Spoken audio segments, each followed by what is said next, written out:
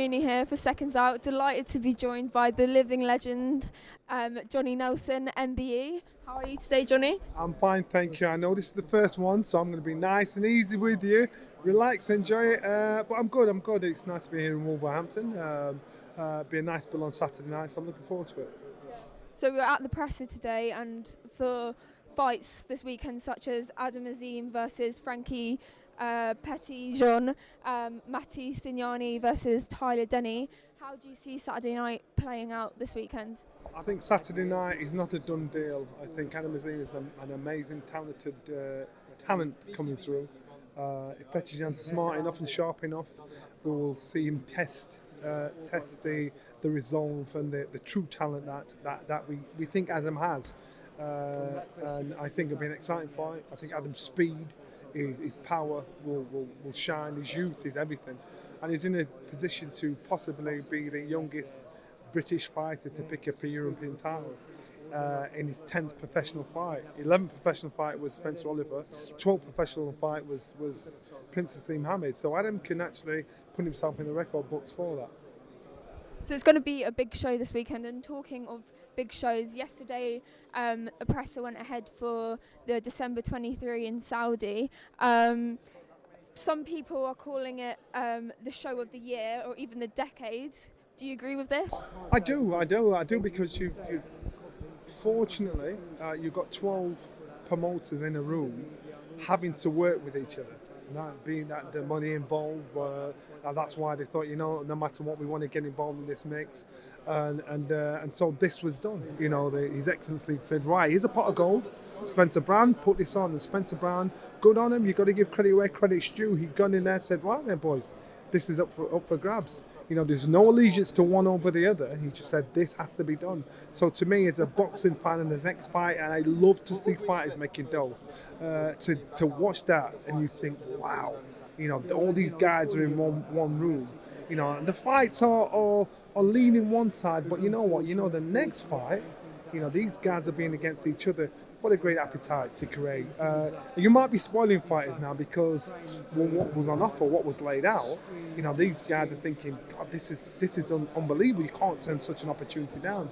But Spencer Brown uses his promotional skills to get all these guys into one room. And I don't think one of the known established promoters would have been able to do that because they have had biases left, right and centre.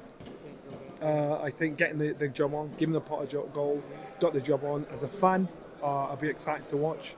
As a fighter, what a fight to be on, what a bill to be on.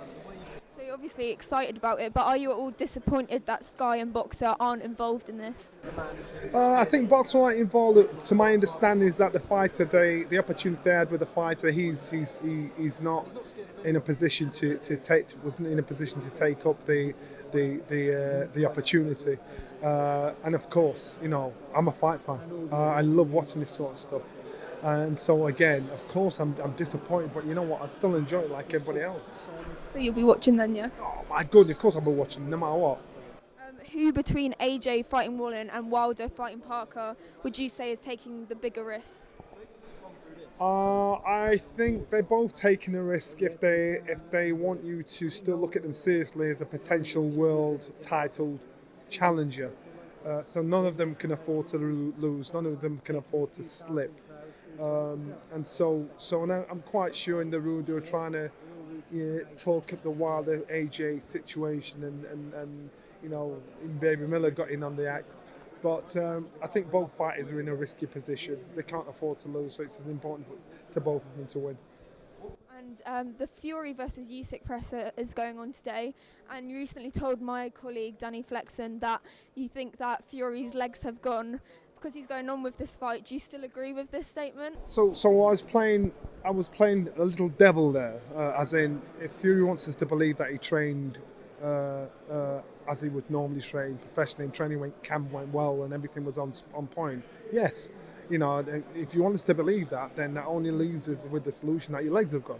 I don't believe that. I don't believe that he went in there. The fighter that prepared himself to, like he did with one fight, to get it out of the way. I don't believe that. So I'm just saying, if you want us to believe that, you're only leaving us that solution. And so that's why the devil's in the detail. So I think, that's over and done with. He now moves on. They announced a fight for February, is it 17th? I think it is. I think it's 17th, I'm not sure. But then, so we'll see. And I've always said, I think Tyson Fury, why this fight hasn't happened, maybe it was for this. Maybe, but I've always thought Tyson Fury gets on point. Tyson Fury beats Oleksandr Usyk. That's a good leg. So you, in your eyes, Fury wins? Yes, yeah. I don't change that. In my eyes, Fury wins if his legs haven't gone, and if he was telling the truth, and he trained, exactly how he should do for that fight. If that is the truth, then he doesn't win. But I don't believe that. That's the case. Now that we've covered some of the current affairs, I wanted to talk a little bit about your boxing story and you. Yeah. I believe congratulations are in order because you've been awarded an MBE for charitable work. I was particularly interested in stuff you did with prison inmates. Can you talk a bit more about that? Well, it'd gone back many years now. Brendan used to take us into prisons to talk to the inmates because we all have choice in life, and some of us end up choosing the wrong choice and going down the wrong path. And Brendan created an environment where and fortunate opportunities so we could go into prisons, talk to the prisoners, and I do that now. Back then we could go in and actually do a public workout and get the prisoners to get in the ring and spar with us, and the other prisoners would watch. Give them something to work towards, and Brendan would actually talk to these guys, and I mean, we're not talking one or two. We're talking about probably 150 prisoners in the gym, in a prison gym. Now I can't do that. All I can do is go in and talk to them, talk about motivation, talk about choices, talk about opportunities, talk about mindset. And again, if it helps to inspire to change the outlook of one prison inmate, then that's a job well done. And so this is the kind of thing I've tried to get done on a national scale, because I think, prison's about, correction, and I think you want to give the prisoners every opportunity to be a better person, a better individual when they come out of prison. Can it ever feel quite overwhelming going into those environments and feeling like you have to be a role model of some sort? I'm not a role model. I'm a guy. I want to be the guy that most of those guys in there thought, I know somebody like him, or this guy, I could do that. This guy, I had a better start than he did. I want them to be able to relate to me, and therefore it inspires them to do better in their life. You've also set up the Johnny Nelson Foundation. What do you think drove you to set up this charity? Again, Brendan. I think Brendan did a lot. I know Brendan did a lot for the community. You know about the fighters and the champions he had. You don't know about the stuff that he did in the community with a lot of people and helped them left, right and centre. And so again, the Johnny Nelson Foundation, we're looking to work with two charities. One is in working with homeschooling, and two is to work with the Mama Youth Foundation. That's to help train up young adults to get into TV. I don't mean in front of the camera, I mean behind camera, be editors, directors, producers, because just to be the brains behind entertainment, be the business and not the show. And so and it's an opportunity that it's something that I'm asked about by many people. How do you get into this? Young adults who want to do it but they've no idea. And this scheme, the Mama Youth Foundation, is actually an established scheme that works up and down the country.